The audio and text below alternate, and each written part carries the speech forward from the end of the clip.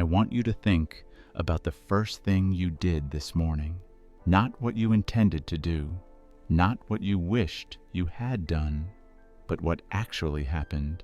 If you're like most of us, before your feet even touched the floor, your hand was already reaching, almost without thinking, searching for that familiar weight on your nightstand, that cold glass rectangle that somehow became the first voice you hear each day.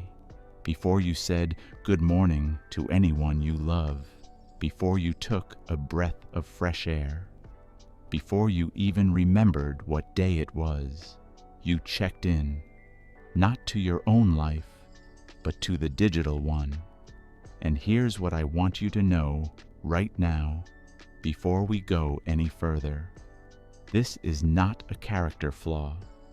This is not weakness. And this is definitely not something to feel ashamed about. Because if this sounds like your morning, you're describing the morning of almost everyone you know. You're describing my morning too, more times than I'd like to admit.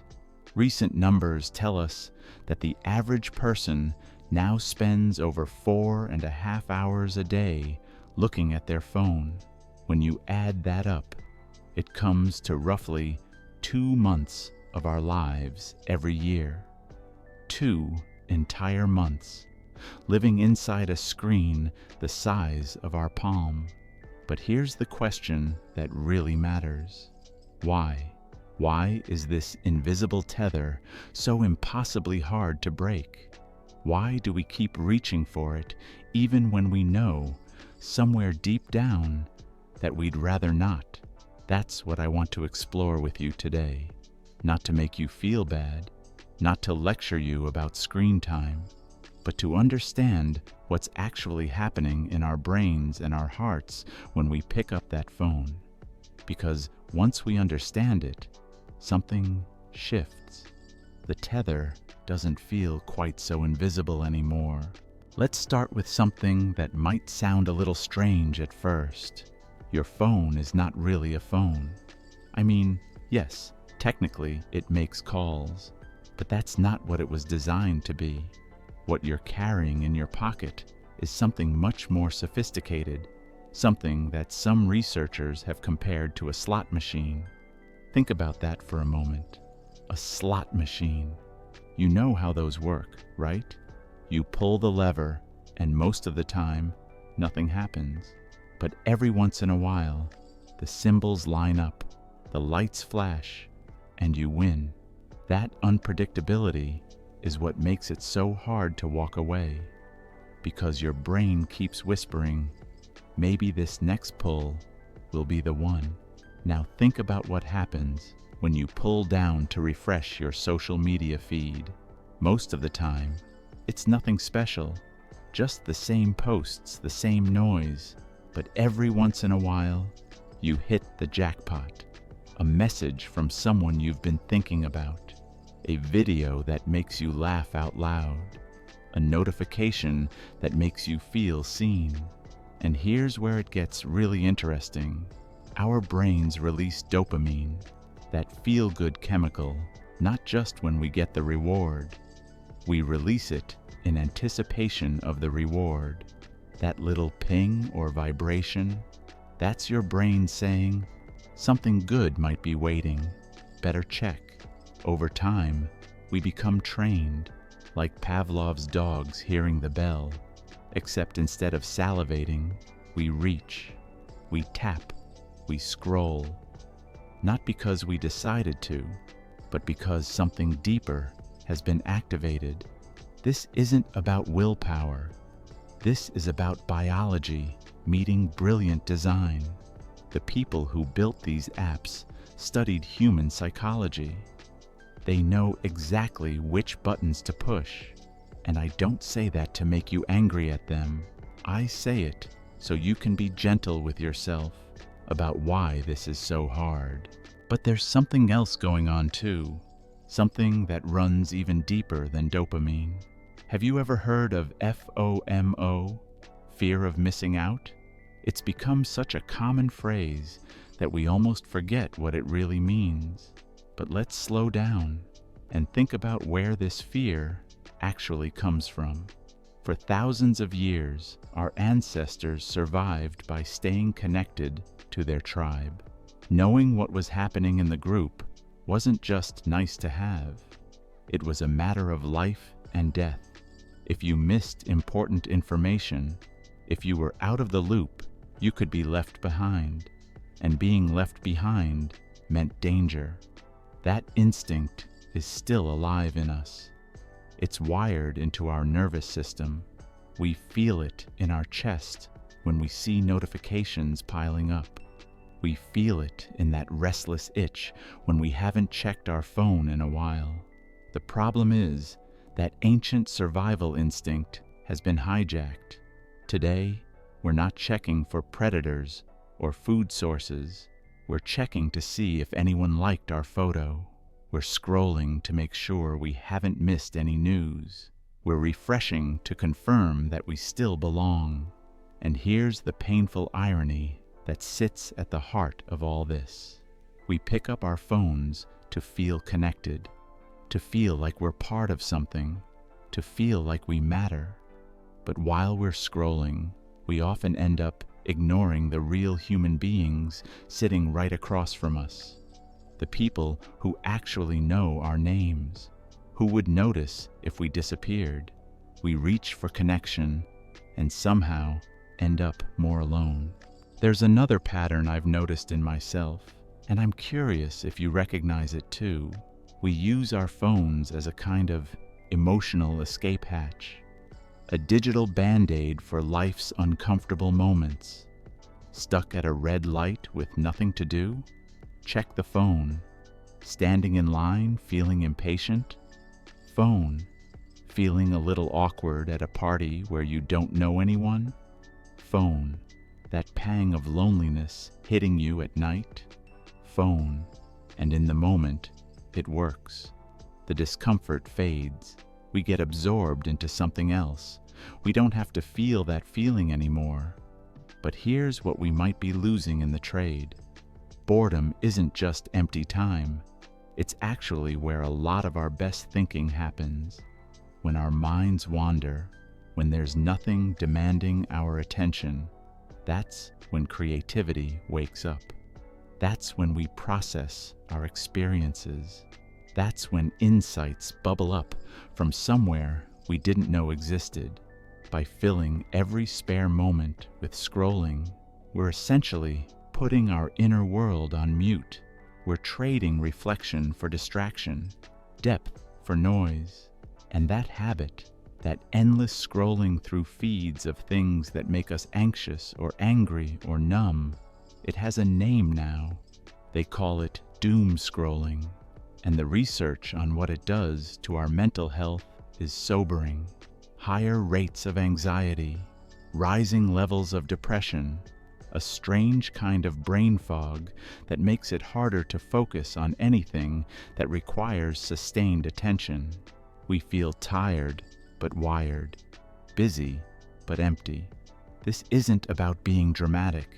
This is just what happens when our nervous system never gets a break, when we're always on, always available, always checking. So what do we do with all of this? And I want to be clear about something before we go further. The answer isn't to throw your phone in the river. Our devices aren't evil. They're tools. And like any tool, what matters is how we use them.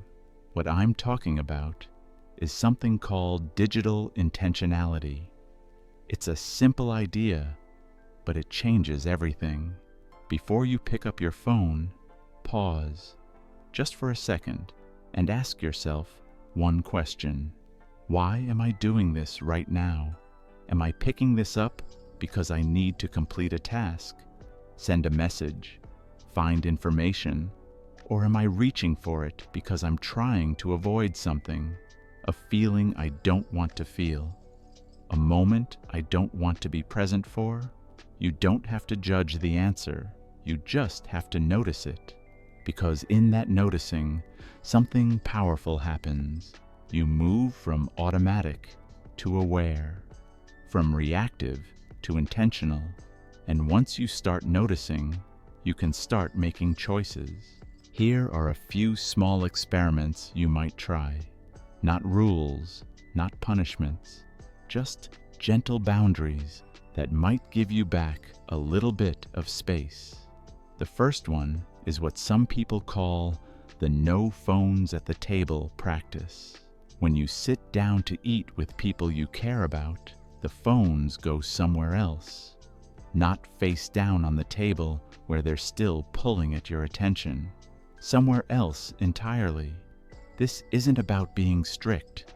It's about creating a container for real conversation, for actually tasting your food, for looking at faces instead of screens.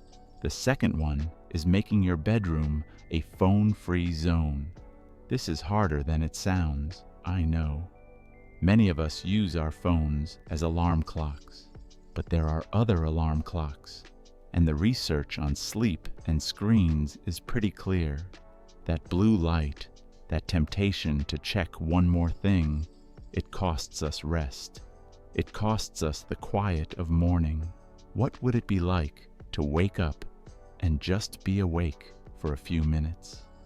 To let your thoughts settle before you invite the whole world into your head? The third idea is something people call a digital Sabbath. It doesn't have to be a whole day. Even a few hours. You put the phone in a drawer, you leave it there, and you see what happens when you're not constantly available. I won't lie to you. The first time you try this, it might feel strange, uncomfortable even. You might feel itchy, restless, like something is missing. But if you stay with it, something else starts to happen. When we put the phone down, the world gets quiet. At first, that quiet can feel empty, like something is wrong. We're so used to the constant hum of information that silence feels like absence. But it's not absence, it's presence. In that quiet, you start to notice things you'd forgotten were there. The way light moves through your window in the late afternoon. The sound of birds you'd been tuning out. The texture of your own breath, rising and falling without any effort at all. You start to notice the expressions on the faces of people you love, the small shifts that tell you how they're really doing, the things they communicate without words. You start to notice yourself, what you're actually feeling underneath all the distraction, what you're hungry for, what you're afraid of, what you hope for. These are not small things. These are the things that make a life. I'm not here to tell you that phones are bad and real life is good. That's too simple. The truth is more complicated and more interesting. Our devices have given us incredible gifts: connection across distances, access to information, ways to create and share that our grandparents couldn't have imagined. But we're also in the middle of an experiment that no previous generation has ever run. We're the first humans to carry these little attention machines everywhere we go. From the moment we wake to the moment we sleep, we're figuring this out as we go. All of us. And there's no perfect answer. But there is a question we can keep asking ourselves.